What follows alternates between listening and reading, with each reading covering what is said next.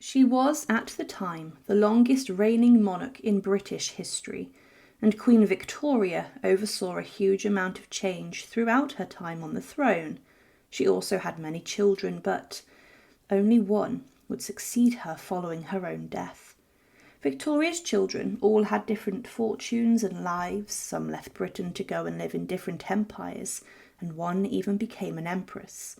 Another one of her children was even linked to the case of Jack the Ripper, and even her heir lived a very scandalous life. Some of Victoria's children, however, had very short and painful lives, especially at the end of them, and even her husband, Albert, had a premature and tragic demise. This is the painful deaths of Queen Victoria's children, and to support our channel, please make sure to subscribe. King Edward VII, on the 6th of May 1910, inside of Buckingham Palace, experienced a horrific and painful death. He had been the king for over 9 years until his demise inside the building at the heart of the British royal family, but he did not lead the healthiest lifestyle. He was a king who inherited the throne from Queen Victoria following her lengthy reign and death, and he was the Prince of Wales for around 60 years. He was a man who mixed in the circles of nobility throughout his life, regularly visiting country estates at the weekends for wild parties, and Edward VII became known as the Playboy Prince who would have a number of mistresses. But his lifestyle would catch up with him, and at the age of 68 the King and Emperor of India died a very hard death. But what killed the king, and what also caused his demise? When Queen Victoria died, Edward became the King of the United Kingdom and the Emperor of India, and the King of the British Dominions. He chose to rule under the name Edward VII, and he had been named Albert Edward, but did not want to shame his father's name out of respect. His coronation was scheduled for the 26th of June 1902. However, at the time, the king was not very well. He was a man in his late 50s, and 2 days before the coronation, and the biggest day of his life, he was diagnosed with something that could have attributed to his death, and also could have killed him. 2 days before the coronation, he was diagnosed with appendicitis, which at the time was very dangerous, as surgery was not as good as it is today, and was certainly not aseptic and infection-free. The operation to remove the appendix at the time was not 100% safe, and it left a possibility that the king would not make it. He was, of course, the king, but had yet to be crowned. The developments in anaesthetics and antiseptics did increase the chance of the surgery being successful, but there was a possibility that Edward VII could have died.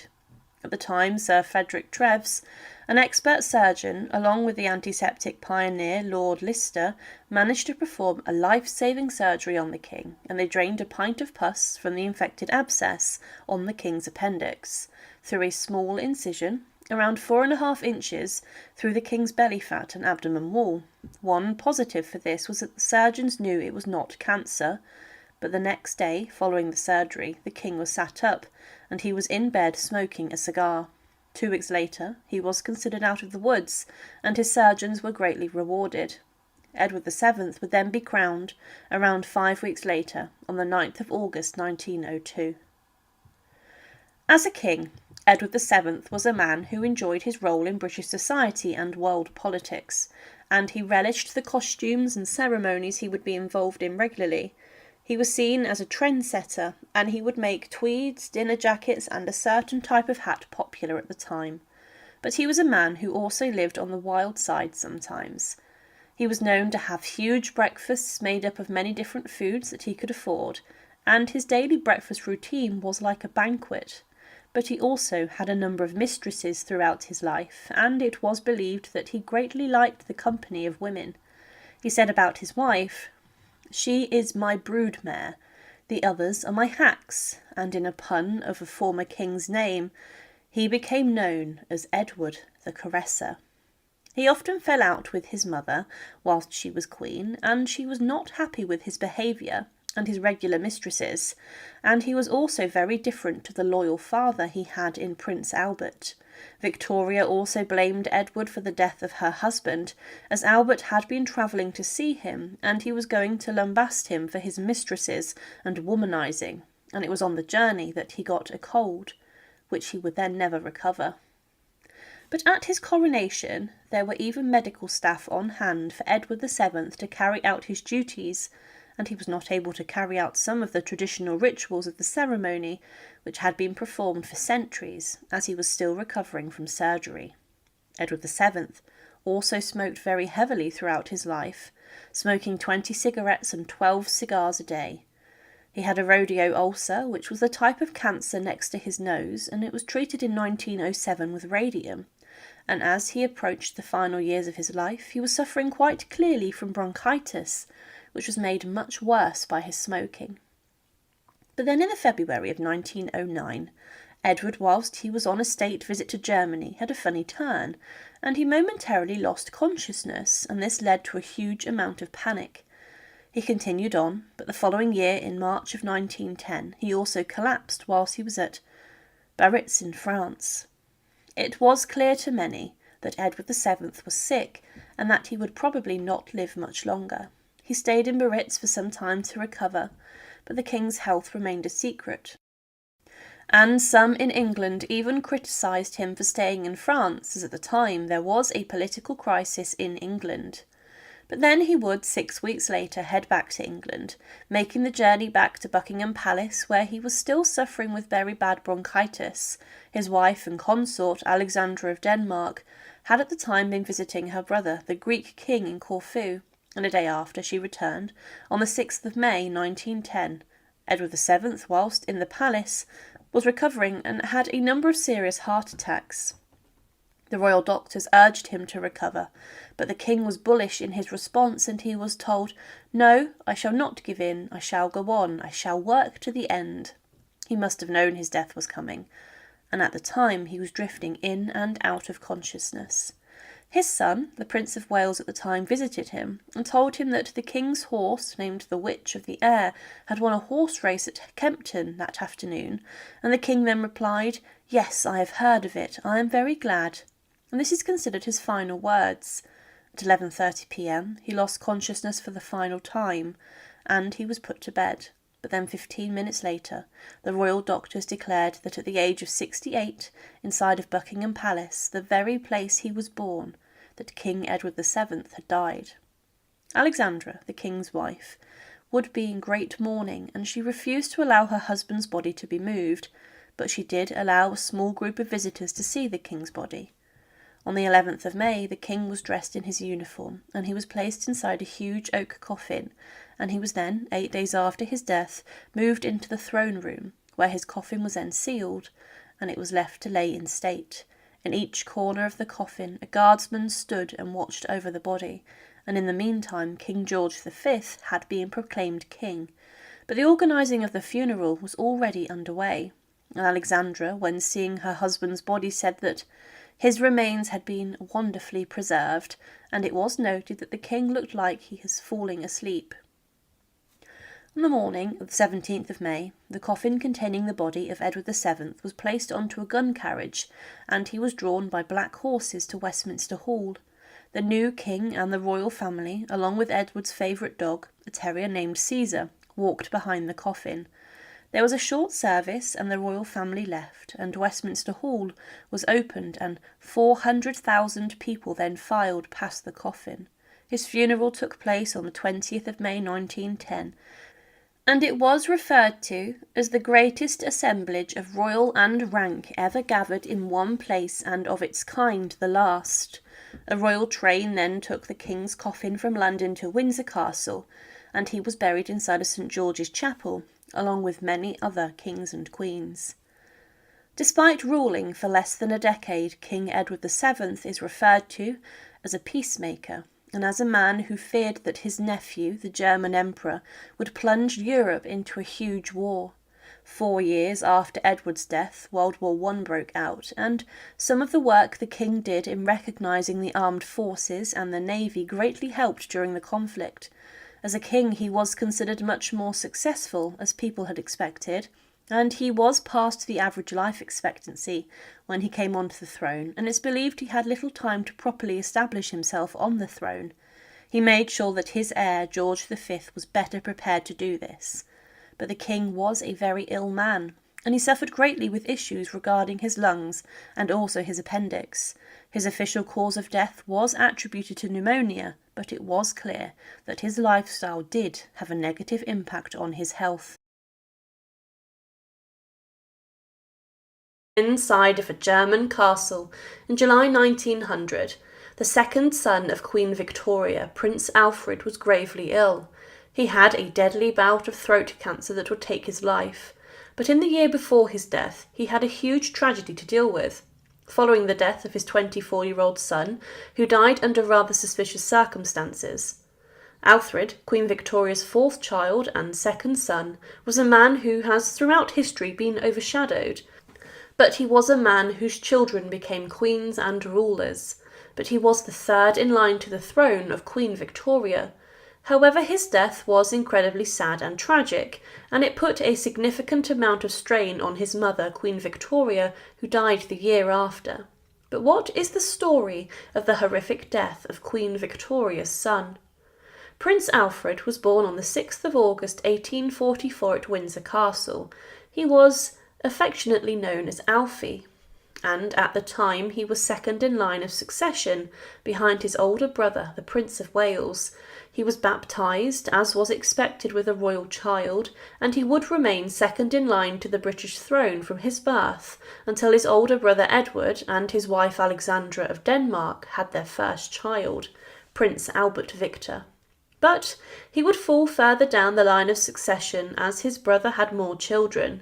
He would, as a child, enter the Royal Navy at the age of 12, and he passed a separate exam and became a naval cadet at the age of 14.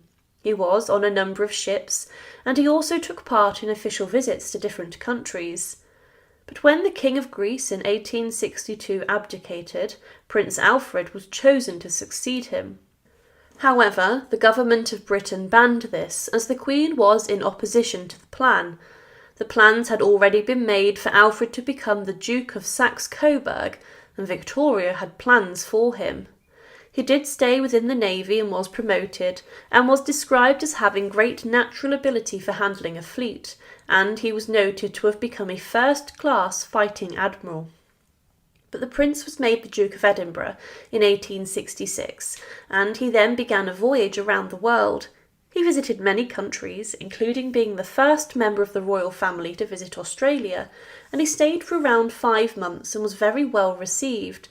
However, during the visit he would experience an incident which could have killed him, and would affect his health for a significant time. On the 12th of March 1868, whilst in Sydney, Alfred was visiting a beachfront suburb to raise funds for the Sydney Sailors' Home. But whilst at the party and fundraiser, he was shot in the back by a revolver fired by Henry James O'Farrell. The bullet struck him to the right of his spine, and he was then treated by 6 nurses over 2 weeks who gave him round-the-clock care. And during the violent struggle, a man had managed to wrestle the gun away from O'Farrell before he continued to fire at the prince. O'Farrell was later executed for his crimes. Alfred did recover from his injury, and he then continued to command his ship, where he went to Hawaii and also went to New Zealand, becoming the first royal to visit here too. He then travelled on to India, and he was quite clearly an asset for Queen Victoria, and was a man who was quite a talented international statesman. But for some time, Queen Victoria had been intending to marry Alfred to Princess Dagmar of Denmark, and she then went against this due to issues between European countries. However, during a visit to see his sister, Princess Alice, Alfred met Grand Duchess Maria Alexandrovna of Russia. On the 23rd of January 1875, Alfred married her, and she was the second and only surviving daughter of Emperor Alexander II of Russia. The Duke and Duchess of Edinburgh, as they were now known, came to London. But their marriage was not a happy one, and it's believed Alfred's wife was more obsessed in becoming a London socialite. Alfred continued his career in the navy, and he continued to command a number of ships, and eventually he was promoted to admiral on the 18th of October 1887. He was the commander-in-chief of the navy, and he then became admiral of the fleet. It was said that, as a commander-in-chief, the Duke of Edinburgh had, in my humble opinion, no equal. He handled a fleet magnificently, and introduced many improvements in signals and manoeuvring. He took great interest in gunnery. The prettiest ship I have ever seen was the Duke of Edinburgh's flagship, HMS Alexandra. I was informed that £2,000 had been spent by the officers on her decoration. Despite being a brilliant statesman, he was also a very good naval officer, but following the death of his uncle, he then became the Duke of Saxe-Coburg and Gotha. Alfred gave up his British allowance and seat in the House of Lords in the Privy Council, but he kept Clarence House as his residence in London. He travelled to Duchy and was regarded as a foreigner, but over time he did become rather popular in the Duchy, but he also won the favour of his subjects. But his only son, Alfred, wouldn't get involved in scandal in 1899, and he then allegedly shot himself in the January of 1899. The family was celebrating Alfred and Maria's 25th wedding anniversary at Schloss-Friedenstein at the time, and their son would be missing. He was being looked after at the family home before he was sent to a sanatorium where he died. But it's probable that his death had a huge impact on Alfred's life and his moods. His death was allegedly caused by chronic cerebral affection. However, at this time, Prince Alfred was very ill himself. A newspaper from the time described the feelings regarding his health, and it was said that there was universal sorrow and sympathy. It appears that, owing to ill health, he was unable to accompany the Duchess to London on their usual visit to London last summer. The Duke tried 3 different cures for his illness, but more unfavourable symptoms manifested themselves in June, and a carcinomatous growth appeared on the root of the tongue. It was clear that Prince Alfred was suffering from throat cancer. It was also said that, eventually, paralysis of the heart unexpectedly supervened and the Duke passed away. The Duchess of Saxe-Coburg and other members of the family were present at the time. Her Majesty the Queen received the news of the death of her son with remarkable sorrow and sympathy. Cover mourning has been ordered. The body of the late Duke is now lying in state in the Church of St. Moritz. His mother would outlive him by a year before Queen Victoria died, and a memorial to Alfred was decimated in the grounds of Balmoral after his death. Throughout his life, Prince Alfred, or Alfred the Duke of Saxe-Coburg and Gotha, had proven himself to be a brilliant prince. He was a fantastic member of the navy, and in the decades after his death the world would need naval officers like him as the First World War broke out. He had been ill for some time, and his death could have been made quicker due to the fact he may have smoked, and throat cancer within a short amount of time claimed the life of Queen Victoria's second son. In Darmstadt in Germany, the Grand Duchess of Hesse, and by Rhine, Alice took her last breaths. She was just 35 years old, and she was someone who was more than just a politician or a ruler. Alice was a brilliant woman who had a keen interest in nursing, and when her land became involved in the Austro-Prussian War, whilst being heavily pregnant at the time, she managed to manage a number of field hospitals and help a number of people recover from their injuries. But this upset her mother, the very powerful Queen Victoria of Britain, who believed that her place was in a palace and not in helping others. However, Alice would succumb to her death and disease at a very young age, and she was the first of Queen Victoria's children to die, leaving the Queen bereft and incredibly heartbroken. But what is the story of her death? Princess Alice was born on the 25th of April 1843 inside of Buckingham Palace, and her mother and father were of course Queen Victoria and Prince Albert. Her birth led to the family looking for a bigger home, and Victoria and Albert purchased Osborne House on the Isle of Wight to become a holiday home, and it was here where Alice was taught many different skills, from housekeeping and cooking to language lessons. She was close to her elder sister Vicky, and she was known for her beauty, but she became close friends with her other siblings. Alice was a very compassionate young woman, and she was seen as the caregiver inside of the royal household, and she looked after many of her relatives who became unwell, and it was said that dear good Alice was full of intense tenderness, affection and distress when she learned of her grandmother's death. When her father died in December 1861, Albert was by his bedside, and Alice sent for the Prince of Wales, as she knew what was going to happen. Alice became her mother, Queen Victoria's unofficial secretary, also following this, and she also took on many of the Queen's official roles and papers, completing her governmental work for her. There were a number of suitors for her, and plans were drawn up when she was roughly 17 to marry, and Queen Victoria wanted her children to marry for love, but she would ensure that they found a suitable match. Alice's sister Victoria compiled a list of princes for her, but a number were rejected because of their suitability and status. The Prince of Prussia Albert and the Prince of Orange were considered, but these were both rejected. And then Prince Louis of Hesse, a minor German royal, was touted for the position of possibly marrying Alice.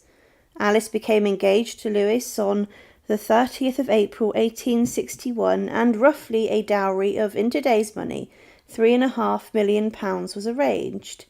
A new palace was built according to Queen Victoria's demands for her daughter, and this affected Alice's popularity when she arrived. The wedding continued even though Alice's father had died, and the marriage went ahead on the 1st of July 1862 inside of the dining room of Osborne House, which was converted into a makeshift chapel.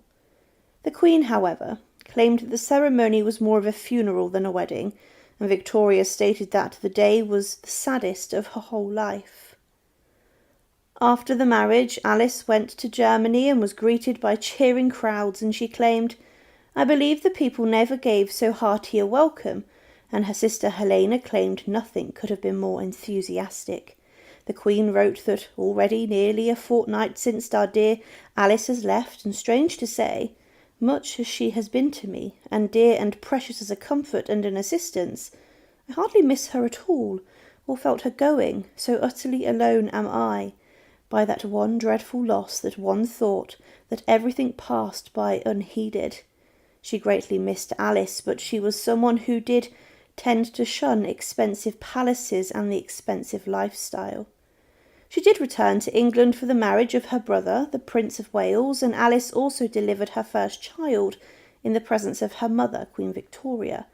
But her relationship with her mother became strained and difficult, and she then in 1864 gave birth to her second daughter, Elizabeth, and she even chose to breastfeed her own child, which also annoyed her mother, Queen Victoria. During the Austro-Prussian War, Alice's lands of Hesse were brought into the conflict, and despite being heavily pregnant with her third child, her husband went to command cavalry troops, and her children went to stay with Victoria in England. Alice began to make bandages and prepare hospitals, and she tried her best to help others. When the war was over, she was greatly distressed at the behaviour of the Prussians in Hesse, and Alice was in a dangerous situation.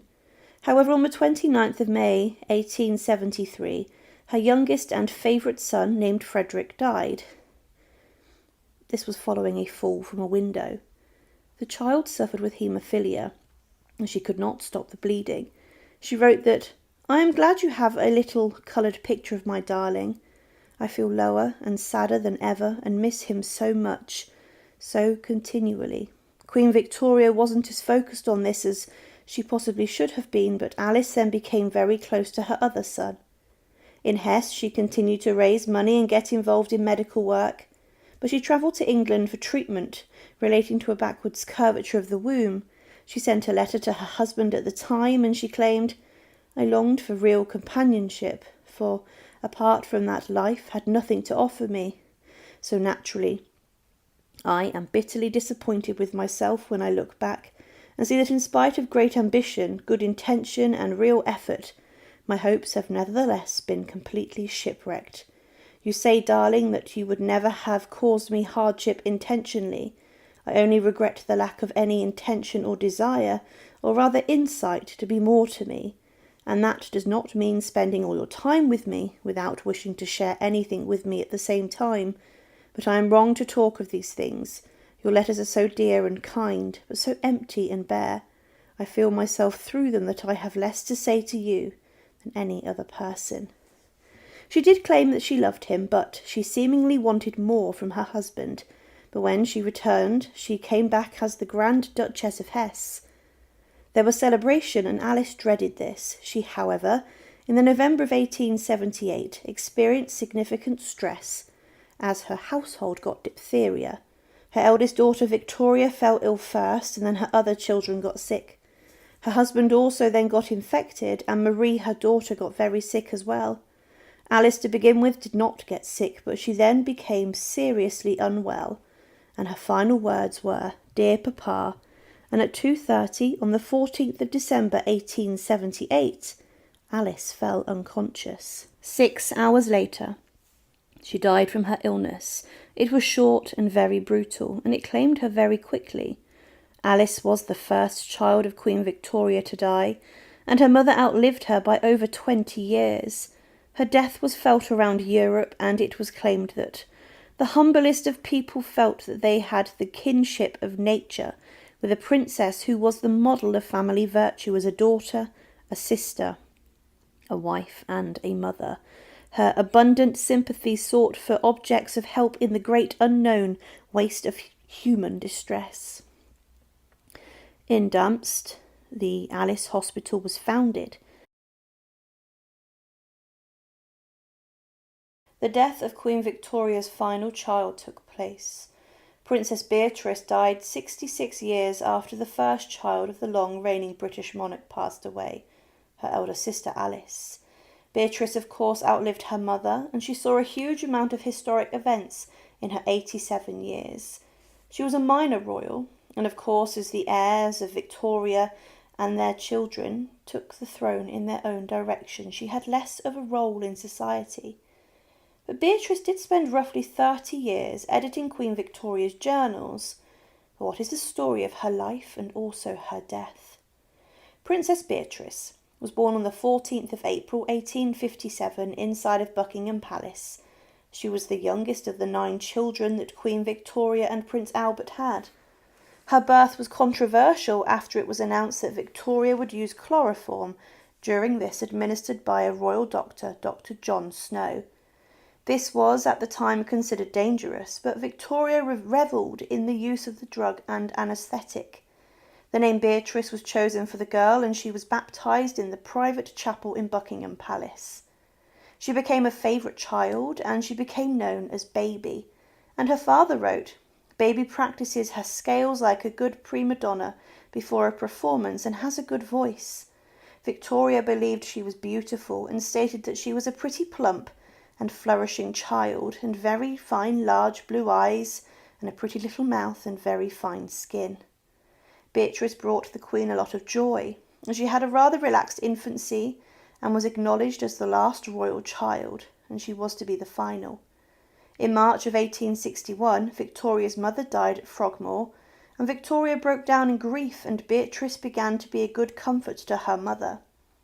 Victoria relied on Beatrice and her sister Alice many times, including when their father Albert died. Victoria was plunged into grief. She shut herself off to her family, and Beatrice was often taken from the cot by Victoria and was comforted. She was a great help to her, despite her young age, and when John Brown, her servant, died, Victoria yet again relied on Beatrice. Despite her young age, there were many suitors considered for Princess Beatrice. The Queen thought she should not marry anyone and stay with her. However, one possible man who could have had her hand was Napoleon Eugene, the son and heir of the exiled Napoleon III of France. But these considerations came to an end after his death, and it was said, "Dear Beatrice, crying very much, as I did too, give me the telegram. It was dawning, and little sleep did I get, and Beatrice is so distressed, everyone is quite stunned." It was suggested that Beatrice marry her sister Alice's widow, Louis of Hesse, but this was also shut down, as it was at the time forbidden by law. But whilst visiting Damst, Beatrice fell in love with Prince Henry, who returned her affections. She told her mother about her plans to marry, and Victoria was stunned. She did not talk to her daughter for 7 months because of this, and Beatrice married Henry of Battenberg near to Osborne House on the Isle of Wight on the 23rd of July 1885. She wore her mother's wedding veil and was escorted by the Queen, and was also attended on by 10 royal bridesmaids. The ceremony was attended by many, and after a short honeymoon, Beatrice returned to her mother's side, and her husband was rather content to do this. The Queen at the time was getting older, and she knew she could not govern as well as she once could, and for this she was helped by Beatrice. Beatrice's husband wanted to go on military campaigns, and a Royal Navy officer was kept close by to keep an eye on him, but Victoria, when Prince Henry did not escape to Corsica, was brought back like a naughty child aboard a British warship on the orders of Queen Victoria. Beatrice continued to work as her mother's full-time confidant and secretary, and she gave birth to a son named Alexander.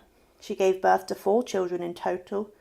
However, she suffered a significant amount of heartbreak following learning of her husband's death in the January of 1896.